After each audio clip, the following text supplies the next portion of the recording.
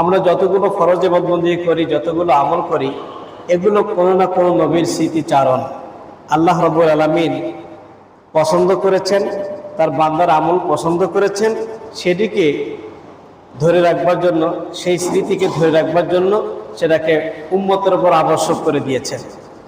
5 ওয়াক্ত নামাজ এভাবে চলে আসছে, কোনো না কোনো নবী পড়েছেন, সেটিকে আল্লাহ পছন্দ করেছেন, আল্লাহ তাআলা সেটিকে উম্মতে মুহাম্মাদের উপরে আবশ্যক করে দিয়েছেন।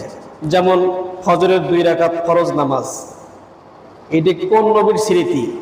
এটি হচ্ছে হযরতে আদম আলাইহিস সালামের স্মৃতি।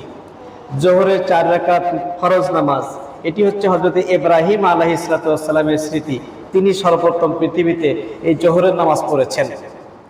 আসরের 4 রাকাত নামাজ, এটি হচ্ছে হযরতে ইউনূস আলাইহিস সালামের স্মৃতি। মাগরিবের 3 রাকাত নামাজ দাউদ আলাইহিস সালামের স্মৃতি। আর এশার 4 রাকাত নামাজ, এটা আমাদের নবী মুহাম্মদুর রাসূলুল্লাহ সাল্লাল্লাহু আলাইহি ওয়াসাল্লামের স্মৃতি। এই সবগুলো মিলেই 5 ওয়াক্ত নামাজ আল্লাহ পাক রব্বুল আলামিন উম্মতে মুহাম্মাদের উপর আবশ্যক করে দিয়েছেন। যদি কেউ 5 ওয়াক্ত নামাজ যথারীতি পালন করে, আল্লাহ রাব্বুল আলামিন সমস্ত নবী রাসূলের যে আমলের সব আল্লাহ পাক তাকে দান করবেন।